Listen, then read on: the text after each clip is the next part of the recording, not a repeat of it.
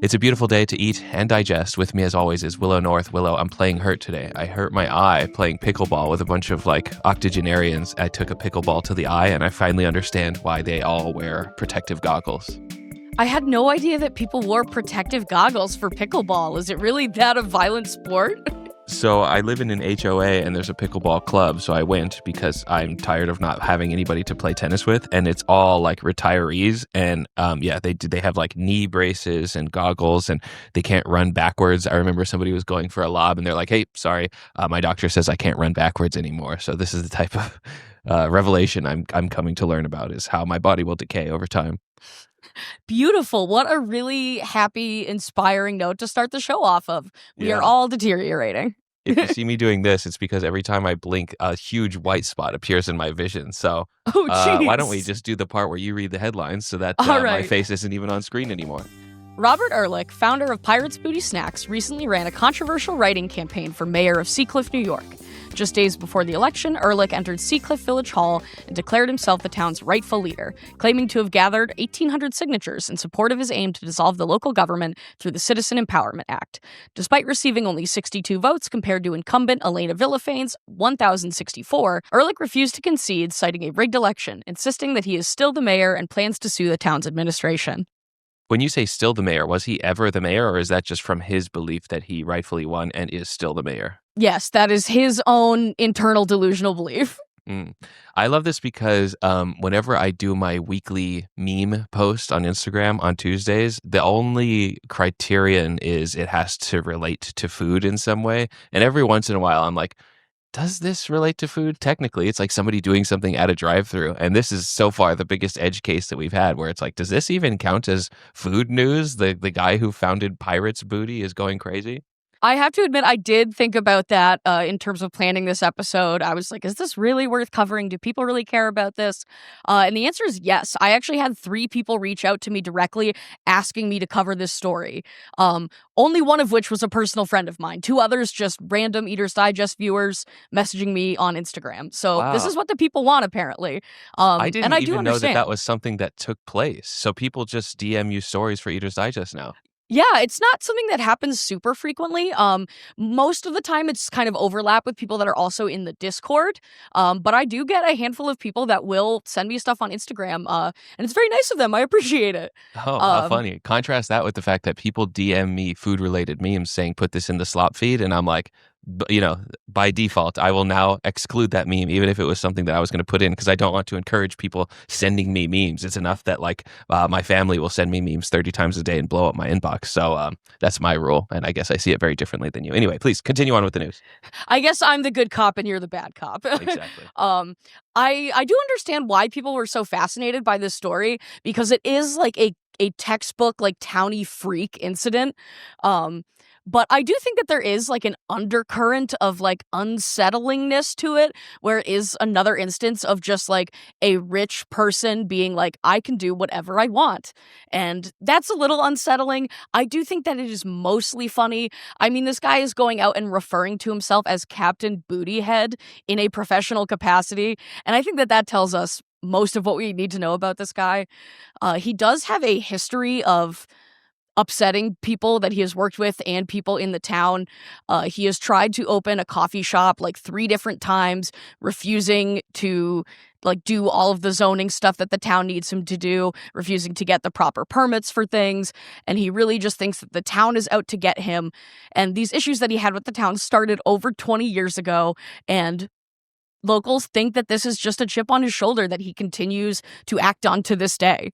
I do like the notion that local weirdos still exist and that they all don't have to exist on the global stage. That is something that I felt like we've been losing over time, where I remember this being like a really old, like early 2000s comedy bit from I don't remember who, but it was just like, yeah, you used to have like a weirdo in your town and you'd be like, yep, there they go. And now it's like they're an Instagram celebrity. But good to know that there's still little weirdos out there. And to be fair, pirates don't have a reputation for being fair nor nice, so he is acting very on brand.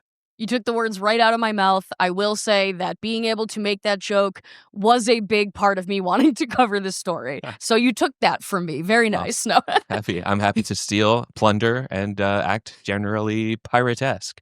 Um, Other than that, I think I'm just gonna have to add this guy to my short list of like, did you know the founder is insane? People, along with GT Dave. I think it's just them two right now. Where whenever I see somebody consuming the snack, I'll be like, guess what? The owner of that brand is a psycho. I think it's funny too that the brands that we're associating that, GT Dave is a great example. These are brands that we kind of think of as like earthy, crunchy, like happy hippie good for you brands. And then these people come out of nowhere just with absolutely insane behavior. This is the type of behavior we would expect from like the creator of Doritos Locos Tacos, not healthy puffs. DoorDash has recently partnered with Klarna to offer buy now, pay later options on food delivery, a payment method that allows users to split a single purchase into 4 biweekly payments. Critics argue that Klarna's services are predatory, particularly during a time of rising food insecurity, with many diffusing the online tension with humorous yet bitingly accurate jokes, such as, give a man a fish, he'll eat for a day. Let him Klarna it, and he'll owe you forever.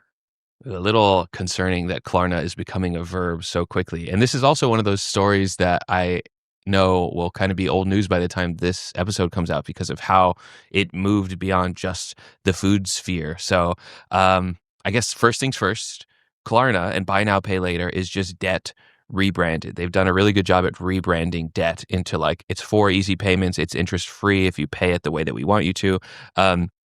Also, debt is generally dark, sort of like a gambling addiction is regarded and understood to be a dark thing in that you can rack up the addiction and the deficits without anybody noticing because it's just something that's taking place in private. I understand that a lot of people have seen this as a recession indicator and something to be very scared about. And so I'm trying my best to not let my reaction just be that. I'm trying to think of the best case scenario for such a bleak story. And I guess even the best case scenario is it's just treated like a credit card for the unbanked. Like you think about the fact that you can put an Uber Eats order on a credit card. That's debt. That's not seen as like inherently bad or evil or dark or ominous, and yet it's effectively the same thing. So I guess the best case scenario is the world isn't getting worse. There's no way that I view this as like a general improvement or a net positive. I think that the credit card comparison certainly makes sense. It is just a different form of debt. But I think that the thing that makes it extra predatory is that it's, the debt of getting a credit card, but with absolutely zero of the perks. You are not helping your credit score by paying on time. You're not getting airline miles or anything like that. It's, I think that this is really going to be predatory most towards college students. I think that that is the demographic that this is going to hit the hardest, with kids that are maybe not working a lot with their busy college schedules. Really, say only your food access is the dining hall, certain hours of the day might be hard to get food, and you think to yourself, well, gee, I get paid for my part-time job on Friday, it's Tuesday night, maybe I can get some Thai food delivered to my dorm. And, if you do make all of these payments on time as you are supposed to, it is not going to be harmful to you. But I think that the majority of people who would use a service like this are probably people who are less likely to remember to make these payments on time. I have actually made a mistake with Afterpay myself in the past. And let me be the one to tell you it's not worth it.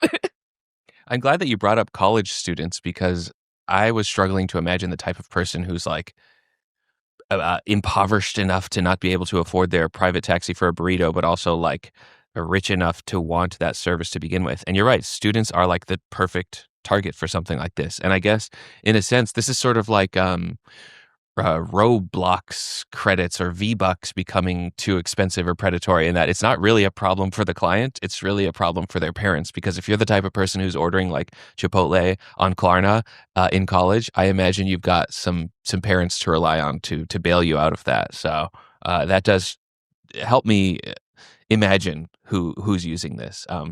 I know exactly one guy. He's a very rich guy. I believe he's an attorney, and he's also married to an attorney. So two very high income earners, and he uses Klarna for everything. Even though he owns a credit card and like has access to loans or anything that he could want, any financial instrument that he could want. And he still uses Klarna for everything. Like, even if it's a $12 purchase, he'll split it up into four just because he likes the rhythm of paying for everything all at once, sort of like how I might like the rhythm of just paying off my credit card bill. I can't say I understand it. I can't imagine there are a whole lot of people like him, but in the same way that you've shifted my brain to understand the college student thing, at least some people can imagine this one strange guy who loves Klarna, who is seeing this and is like, yes, finally, something I can add to my weekly Klarna, my biweekly Klarna debt. I can't fathom a world in which that would be a reasonable way of like structuring your financials. I mean, more power to your buddy, I guess, if that's what works for him. I do not understand it even in the slightest.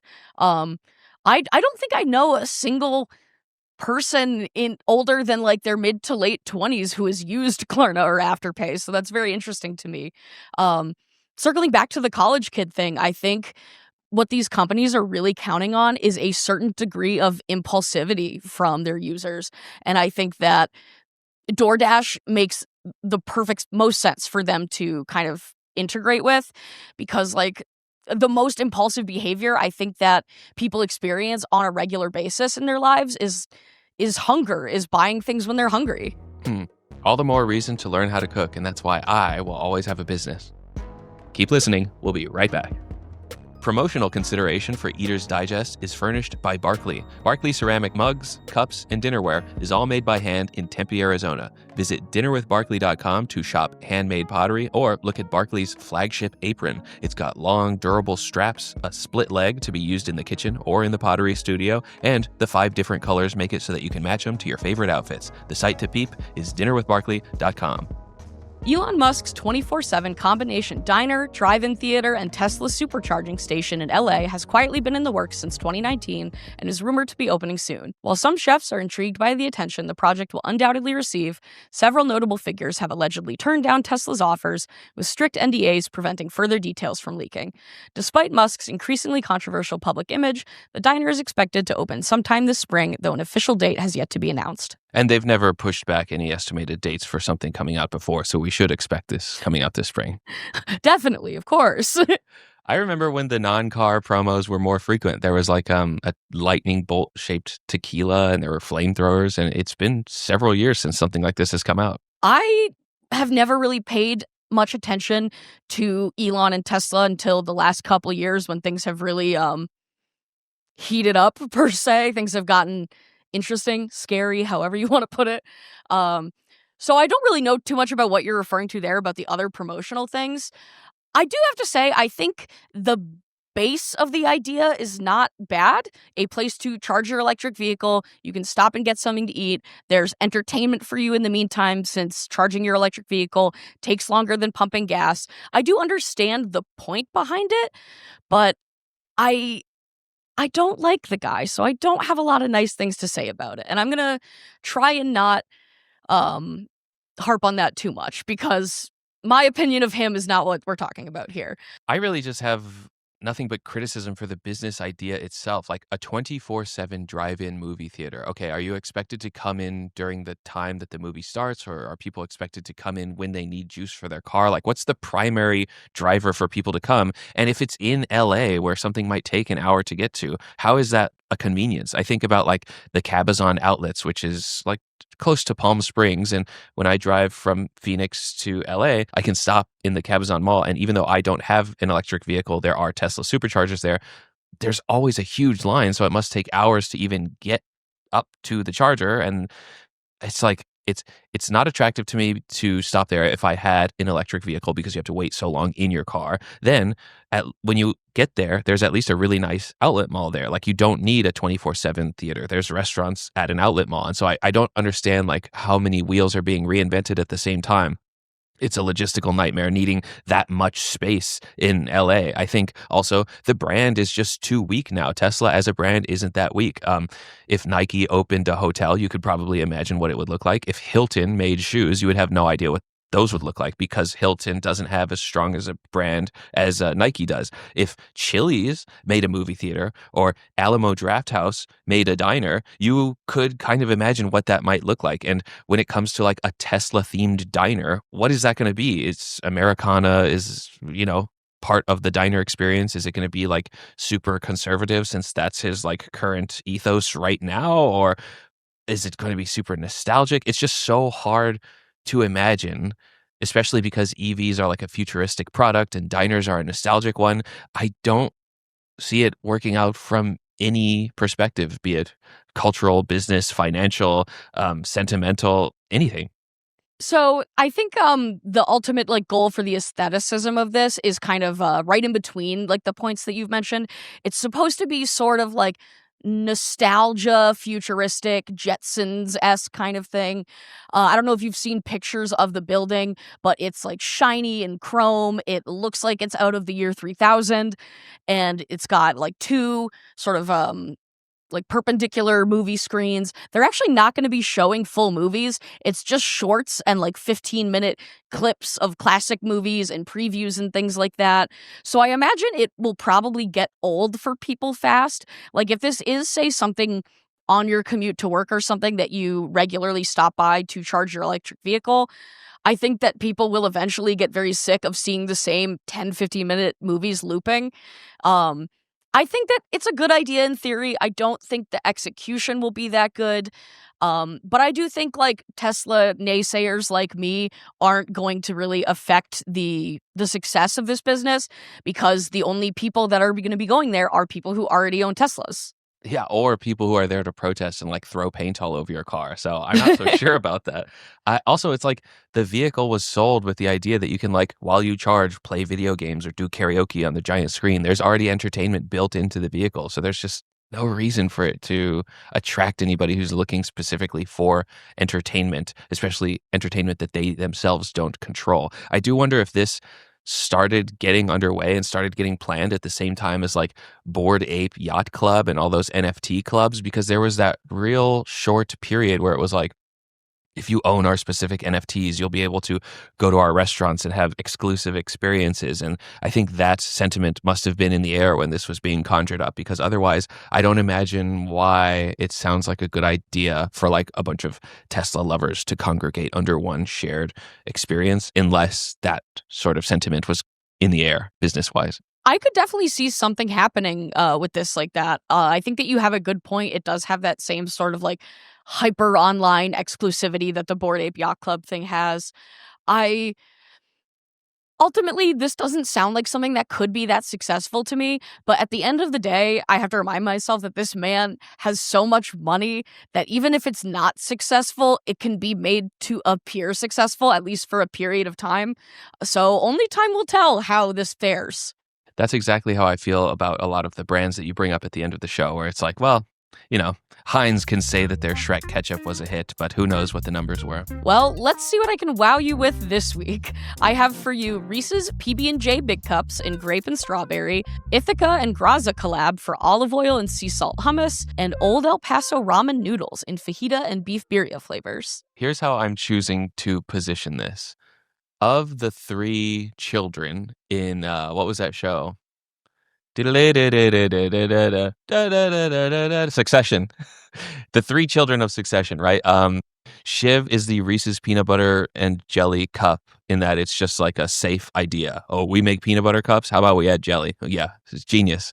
The Ithaca and Grazia olive oil and sea salt hummus is the Kendall. Obviously, he's like, oh, we gotta target a CPG brand, like using a bunch of buzzwords to come to a conclusion as to what they should sell. And the Old El Paso ramen noodles in fajita and beef birria flavors is Roman, in that he's just like, I don't know, let's just do this thing that I heard about 3 years ago, 5 years ago now. I hope you've watched the show. Please tell me you've watched the show. No, I hope the audience understands, because I have absolutely no clue what a word you just said to me means. I'm very sorry, everybody. I don't watch television. I'm a little Amish girl. Yeah, I don't know how to feel about the fact that I finally came up with a satisfying way for me to react to these products. And yet, it is a show that ended several years ago that someone who's younger than I am has never even watched an episode of. So one of these days, I'll have a good reaction that makes me feel good about what I have to say about brands. But this week, it's not it. I do like your characterization, though. I think putting personalities to these products is very interesting. You're just going to have to trust me that I was accurate. The commenters can let us know down below. Eater's Digest is published every Friday on YouTube, Spotify, and other podcast platforms. You can also get a text-based version delivered to your email every Friday at patreon.com/shack.